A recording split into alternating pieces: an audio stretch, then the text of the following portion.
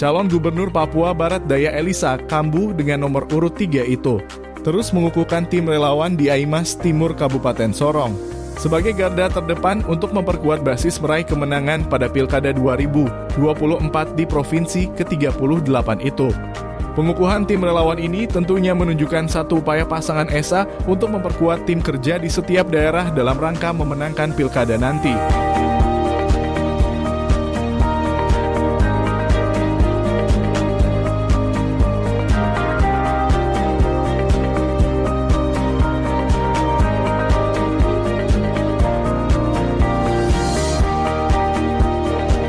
Kami datang di hadapan hadirat-Mu saat ini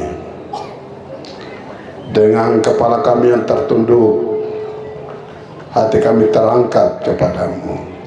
Dialog politik dan pantun, motonya bekerja dengan iman, hati dan ilmu pengetahuan, itu moto dari kita.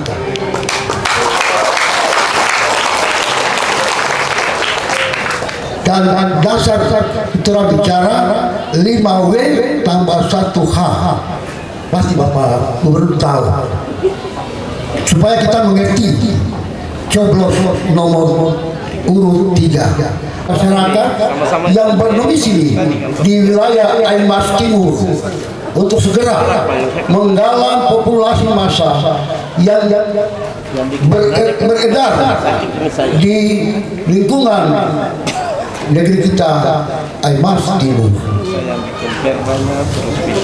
bahwa dasar jawaban dan dukungan dari tim pasangan Esa nomor urut 3 Provinsi Papua Barat Daya pada hari ini Minggu tanggal 27 Oktober tahun 2024 diselenggarakan. Adapun maksud dan tujuan adalah mendapatkan pengukuhan dan pengesahan untuk dan sebagai dasar pelaksanaan kegiatan tiap area distrik Aimas Timur, khususnya pada posko-posko yang dibentuk di tiap-tiap lingkungan masyarakat di wilayah Aimas Timur. Kehadiran Tuhan Yang Maha Kuasa serta memohon pertolongannya melalui kekuatan Roh Kudus. Atas izin kita semua yang hadir hari ini, Minggu tanggal 27 bulan Oktober tahun 2024, saya Elisa Kambuh dan Ahmad Nasrau, calon gubernur dan wakil gubernur Papua Barat Daya pada pemilu kada serentak 27 November 2024, mengukuhkan saudara-saudara dan saudari-saudari sebagai tim kerja pemenangan pasangan nomor urut 3 Elisa Kambuh dan Ahmad Nasrau pada pemilihan umum tanggal 27 November 2024. Kita semua percaya bahwa saudara-saudara ini adalah orang-orang pilihan. Mereka ini adalah para tokoh-tokoh kita. Mereka akan bekerja dengan jujur, bekerja dengan ikhlas, bekerja dengan sekuat tenaga untuk memastikan kemenangan kita pada tanggal 27 November. Kita semua berdoa supaya Tuhan mengaruniakan kepada Bapak Ibu saudara-saudara sekalian kesehatan, kekuatan, damai dan sukacita,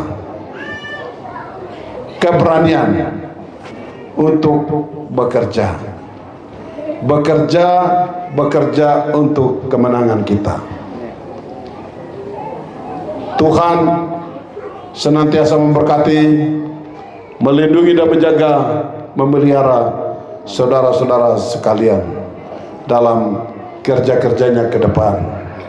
Selamat berjuang, Selamat bekerja. Terima kasih. Baik, terima kasih kepada Bukan datang untuk menghimpun kekayaan, bukan datang untuk kumpul harta, bukan juga untuk datang untuk memperluas kekuasaan. Kami datang karena panggilan hati untuk sebagai anak negeri bertanggung jawab untuk kemajuan dan kesejahteraan rakyat Papua Barat Daya. Kita semua telah menyaksikan semua yang terjadi di atas tanah kita ini 10 tahun terakhir. Yang terjadi di Mebrak bagaimana? Yang terjadi di Raja Ampat bagaimana? Yang terjadi di Tamrau bagaimana? Yang terjadi di Sorong Selatan bagaimana? Yang terjadi di Kota Sorong bagaimana? Yang terjadi di Kabupaten Sorong bagaimana? Saya rasa Bapak Ibu punya catatan-catatan tersendiri. Saya juga punya catatan-catatan itu. Sebagai anak negeri, itu juga yang menggelitik hatiku. Sehingga saya berani meninggalkan Papua Selatan dengan segala fasilitas yang ada. Zona nyaman. Walaupun ada pepatah bilang hujan emas di negeri orang, hujan batu di negeri sendiri. Elisa Kambu dan Ahmad Nasrallah telah berjanji bahwa kami siap untuk mendedikasikan seluruh hidup kami untuk kemajuan Papua Barat Daya. Walaupun ada badai, walaupun ada tantangan, walaupun ada halangan, kami akan berhadapan dengan saudara-saudara kami. Tapi kami tidak takut hujan batu itu. Kami sudah siap untuk menghadapinya.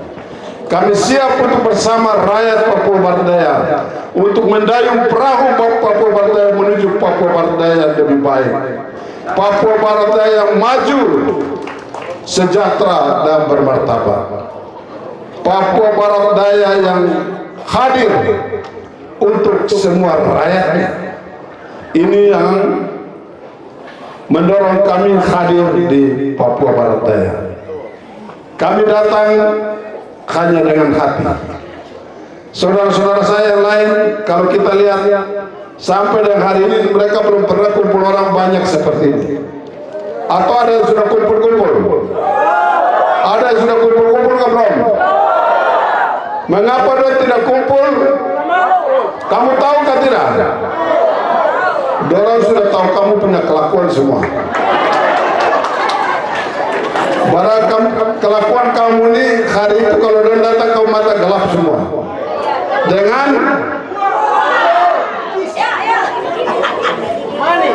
bagaimana kita bisa lawan ke tidak? Lawan ke tidak?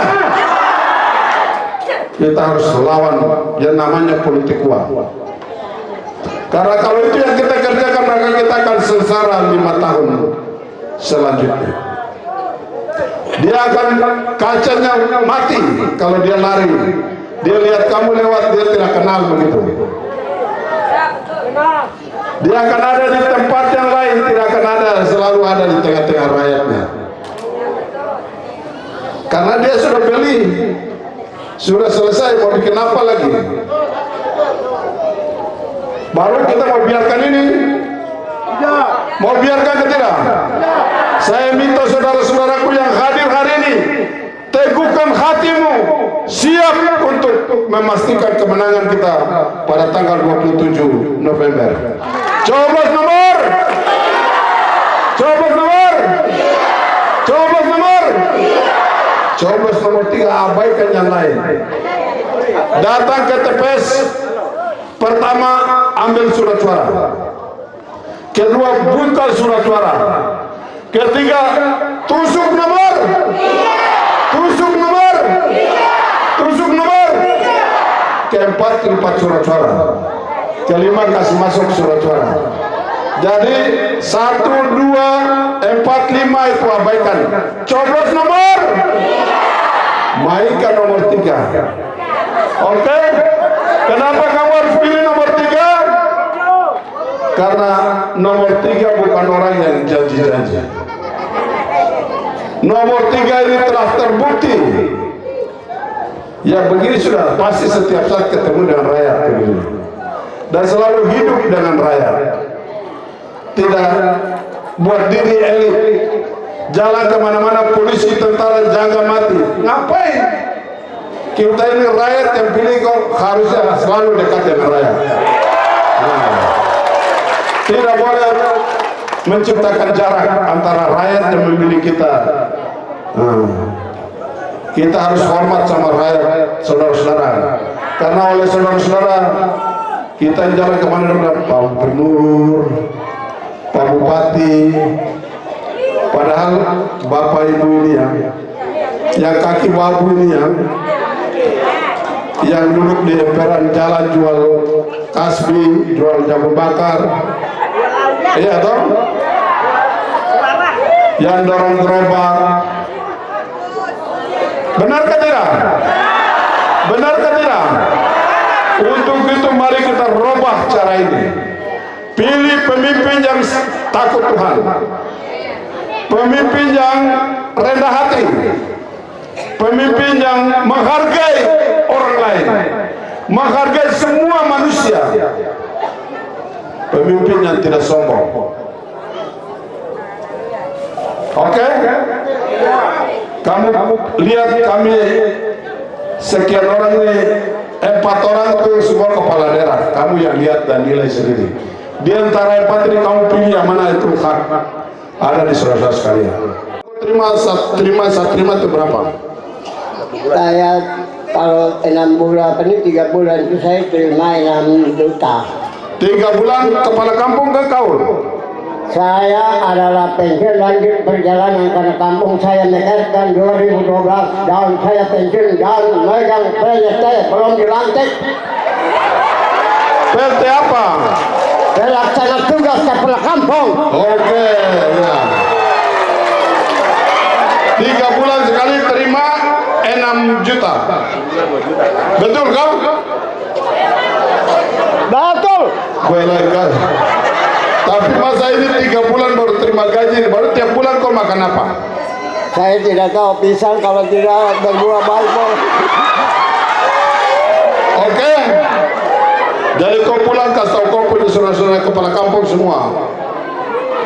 Ini kita bicara kemanusiaan. Tidak adil kalau orang kerja 3 bulan baru menerima gaji. Ini tidak benar. Ini tidak benar. Harusnya setiap bulan. Oke? Jadi saya di Asmat gaji itu tiap bulan, kepala kampung terima gaji tiap bulan. Berapa dulu? Nah, kepala kampung 1 bulan 3 juta tiap bulan. Sekretaris kampung yang bukan PNS 2.500.000. Kaur 1.700.000. Hansip tiap kampung 10 hansip 700.000 tiap bulan. Oke? Mengapa tiap bulan? Karena alasan kemanusiaan. Orang hidup kan makan dong.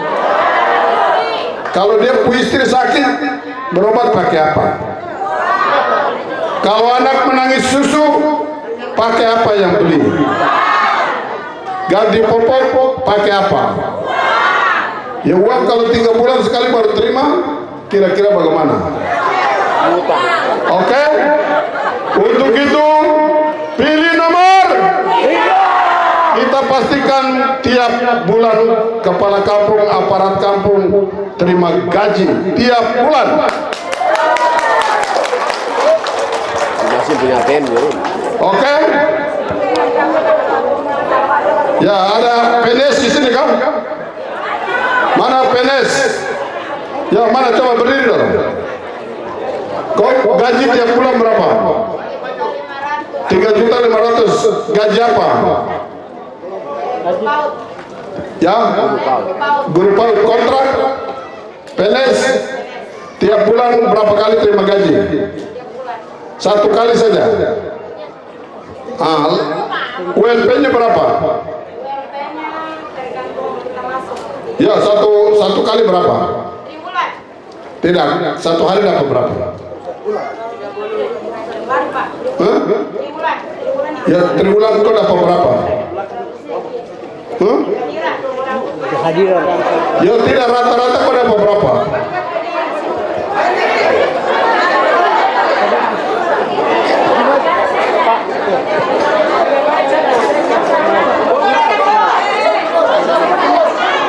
Tiap hari dapat berapa? Tiap hari Apa? ya. 1 bulan rata-rata kau terima berapa? 1 bulan kan sesuai hitungan gaji Ya, terus pokok. ya. 3.500.000 terimanya. Itu gaji ya. Terus sekarang saya tanya lauk pauk. Lauk pauknya terima 3.800.000. Sama juga dengan gaji biasa. Iya. Atau tiap bulan kau terima gaji berapa kali? Tiap bulan terima gaji 3.500.000. Satu itu saja untuk semuanya. Iya. Berarti lauk pauk sudah masuk situ. Iya, tidak. Lauk pauk nanti triwulan berbayar, Pak. Oh, triwulan. Triwulan baru dibayar. Triwulan dapatnya berapa? Di pendidikan anak-anak kita supaya bisa sekolah dengan baik. Siap, harus sekolah dengan baik. Untuk itu kepada ibu-ibu, bapak-bapak yang saat ini punya anak-anak, mari kita sambut program strategis Bapak Presiden Republik Indonesia yang ke-8, Bapak Haji Prabowo Subianto, di mana akan memberikan makan bergizi bagi anak-anak kita. Maka Bapak Ibu harus memastikan anak-anak harus rajin sekolah, harus dibawa ke sekolah. Hal yang berikut, kita sedang menuju Indonesia Emas 2045, itu 100 tahun bangsa kita. Untuk ibu-ibu yang masih usia produktif, yang akan bisa hamil lagi, yang bisa ini, pastikan kalau sudah hamil lapor ke puskesmas, lapor ke posyandu, supaya ibu bisa mendapatkan makanan, mendapatkan vitamin untuk rajin memeriksakan kesehatan, karena kita ingin untuk mempersiapkan generasi yang hebat ke depan. Kalau kita mau anak-anak kita lebih hebat, pintar, maka kita harus mulai dari waktu dia hamil. Sehat itu tidak turun dari langit. Sehat itu hadir sebagai dari apa yang dia makan. Ibu-ibu benar atau tidak?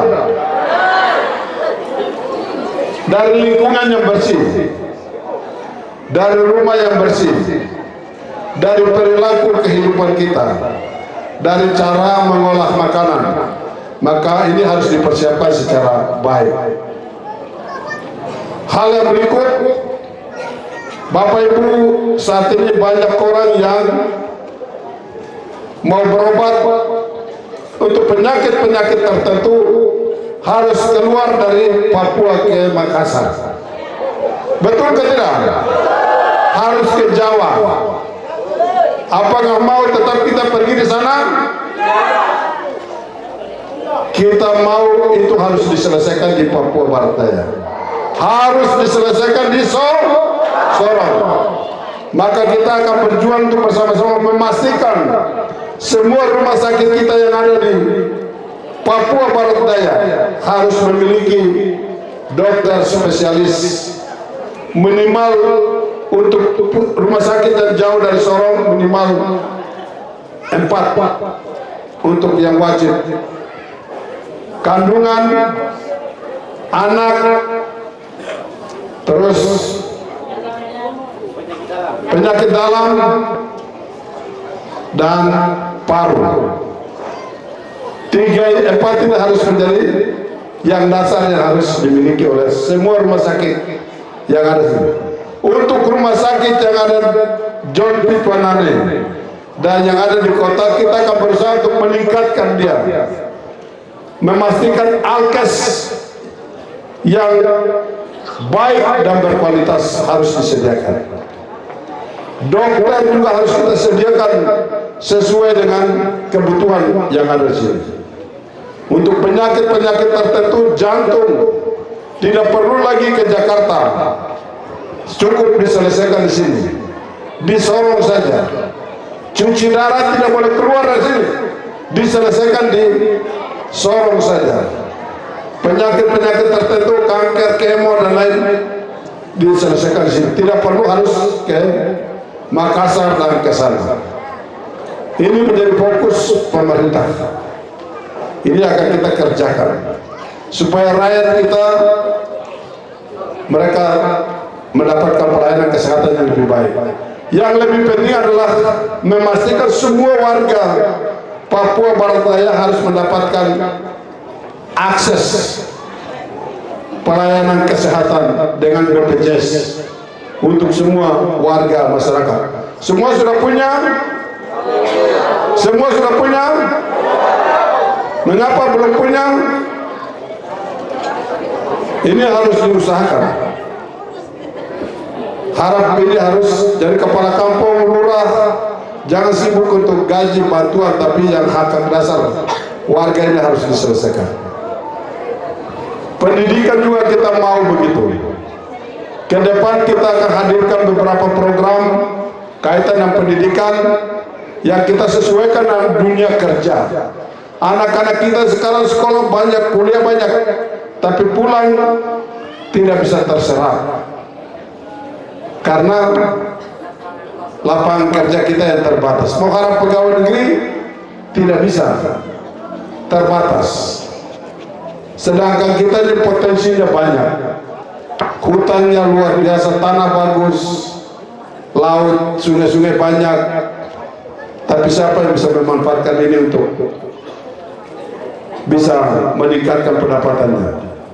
Ini yang kita akan ingin dorong. Jangka pendek itu pelatihan, jangka panjang kita akan buka sekolah-sekolah yang sesuai dengan pertanian betul, yang pertambangan, hal-hal yang ada di daerah ini yang kita buka, akan kita dorong sama-sama. Hal yang lain, pendidikan ya, saya rasa semua sudah di sini, SD, SMP, SMA sudah gratis toh? Kabupaten sudah gratis toh? Semua sudah gratis. Yang swasta? Swasta gratis atau tidak? Swasta gratis atau tidak? Swasta gratis atau tidak? Yang sekolah di swasta itu orang-orang dari mana? Anak-anak bangsa ini juga toh? Anak-anak bangsa ini juga? Yang kita akan usahakan supaya sekolah-sekolah swasta juga harus gratis. Jangan, karena semua ini mendidik anak bangsa ini. Oke ya? Ini harus kita pastikan itu. Kesehatan sudah, pendidikan kita juga akan menyediakan biaya bantuan studi untuk anak-anak kita yang kuliah. Yang ini hanya untuk mereka yang benar-benar tidak mampu. Kalau ada yang mampu, jangan manfaatkan fasilitas ini karena itu berdosa. Jadi ini kita siapkan untuk mereka yang tidak mampu. Hal yang berikut, untuk orang-orang tua yang sudah tua tidak belum pernah pergi ke tanah suci, kita akan menyediakan biaya umroh untuk ibu bapak yang tidak mampu, orang tua. Kita siapkan fasilitas ini, sudah kita kerjakan selama kader di Asmat. Untuk yang Protestan Katolik juga kita menyediakan melalui perjalanan ke wisata rohani ke Israel dan ke Roma. Kalau tepuk tangan, rajin pergi di gereja, jangan malas-malas ke gereja. Oke? Karena nanti yang merekomendir untuk berangkat itu pendeta di gereja, pastor yang ngatur, bukan saya. Itu juga kita akan menyediakan itu. Siap ya? Ini menjadi perhatian kita. Yang paling penting, sekarang kita punya presiden siapa? Prabowo. Presiden siapa? Kalau Presiden Prabowo, maka harus pilih gubernur pilihan Prabowo. Bisa? Mengapa harus pilih gubernur pilihan Prabowo? Supaya kalau kita perlu itu kita main dari belakang saja, lewat dapur, tidak perlu di depan. Kalau kita mau bawa, Bapak Ibu lihat, Asmat itu kampung, tapi presiden bisa datang ke Asmat 2 kali. Kami bisa bangun bandara, bangun jalan. Presiden datang itu bukan datang hanya datang itu meresmikan fasilitas pembangunan yang ada di situ. Itu sebabnya, itu karena saya waktu itu orang PDI Perjuangan, pemerintahannya PDI Perjuangan, dan Jokowi dengan saya aman begitulah. Datang 2 kali. Sekarang saya pilihan Bapak Prabowo. Maka saya pastikan Sorong ini, kek ini segera akan kita selesaikan. Aimas akan lebih ramai daripada kota Sorong. Kalau Tuhan izinkan, semua kontainer kita akan pindahkan ke Aimas. Di sana hanya untuk pelabuhan penumpang saja. Kalau orang di kota bilang pajak supaya dapat ada pendapatan di kota, nanti kita geser. Bukan hanya itu saja, masih ada lain yang bisa digali untuk potensi kota. Oke? Kita hidupkan kek ini. Dan Aimas berpotensi sekali untuk mudah dikembangkan, akan menjadi kota yang lebih maju karena daya dukung wilayahnya masih cukup memadai untuk bisa dikerjakan. Oke? Saya rasa ini yang ingin saya sampaikan. Sekali lagi, kita harap Bapak Ibu jangan lupa tanggal 27 datang ke TPS, pilih nomor likur. Iku ono rapat umum,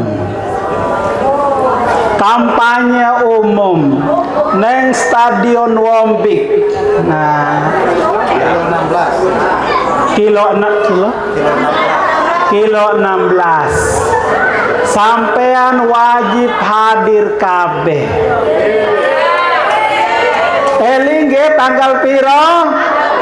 23 wajib hadir neng Stadion Wombik. Ajak no bojone, ajak anake, ajak bolone, ajak cucune, ajak pacare, ajak sedaya neng Stadion Wombik. Hadiri kampanye umum, rapat umum pasangan Elisa Kambu Ahmad Nausrau.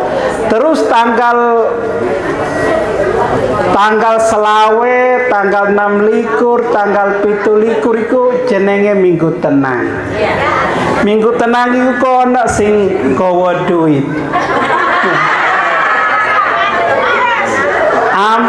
Ya dilebokna nang amplop terus datangnya awake dhewe. Ya dah. Terus jaluk yes ngaweh duit tapi kudu milih nomor piye, sampean setuju apa ora? Setuju. Nah diwe duit terus milih, sampean setuju apa ora? Setuju apa ora? Bapak Ibu, Minggu Tenang itu tanggal 24, 25, 26. Nanti akan ada yang jalan ketok pintu Bapak Ibu semua. Di dalam pasti ada yang bawa amplop. Kira-kira Bapak Ibu terima tidak? Terima tidak? Harus toh? Tolak, tidak boleh terima. Yang paling penting Bapak Ibu, tanggal 27 November itu ajak suami, ajak istri, ajak anak, ajak cucu, ajak tetangga, teman kerja. Semua datang ke TPS, pastikan pilih nomor piro. Yang punya pacar, ajak juga pacarnya. Datang ke TPS dan pilih nomor. Bagaimana kalau pacarnya tidak mau? Putus. Kalau pacarnya tidak mau pilih nomor 3, Bu. Baik Bapak, kami perwakilan dari orang Merauke yang ada di Kota Sorong dan Kabupaten Sorong, Provinsi Papua Barat Daya. Nama saya Yanuaris Katek. Pertama-tama saya berterima kasih pada Tuhan yang mana telah memberikan kesempatan kepada Bapak Elisa Kambu yang mana sudah bertugas di Papua Selatan di Kabupaten Asmat selama 10 tahun. Banyak yang Bapak buat untuk perubahan di sana. Kami dengar, kami lihat, saudara-saudara kami sudah perubahan di sana. Tidak pernah Bapak itu dari kampung ke kampung jalan untuk melihat, mulai dari kota sampai sana. Kita semua tahu kota Asmat itu sebagai apa kondisinya di sana. Kalau orang pernah pergi di Asmat mereka tahu, tapi perubahannya besar. Saudara-saudara kita ingat itu. Sampai beliau bisa meninggalkan segala-gala, mereka datang kembali ke sini untuk membangun Provinsi Papua Barat ini ke depan. Sampai gitu. Ada hal-hal yang Bapak saya mau ingin sampaikan menyangkut pemerataan dalam kehidupan. Kami, maaf ya saudara-saudaraku, kami orang Merauke di sini sudah generasi yang ketiga sampai hari ini belum ada pemerataan, baik itu dalam segi pendidikan, baik segi dalam pemerataan pekerjaan di dinas, di kantor dan di lain-lain. Sehingga Tuhan akan memberikan jalan untuk Bapak, kemudian Bapak bisa bantu kami dalam kami punya perjalanan hidup selama ini.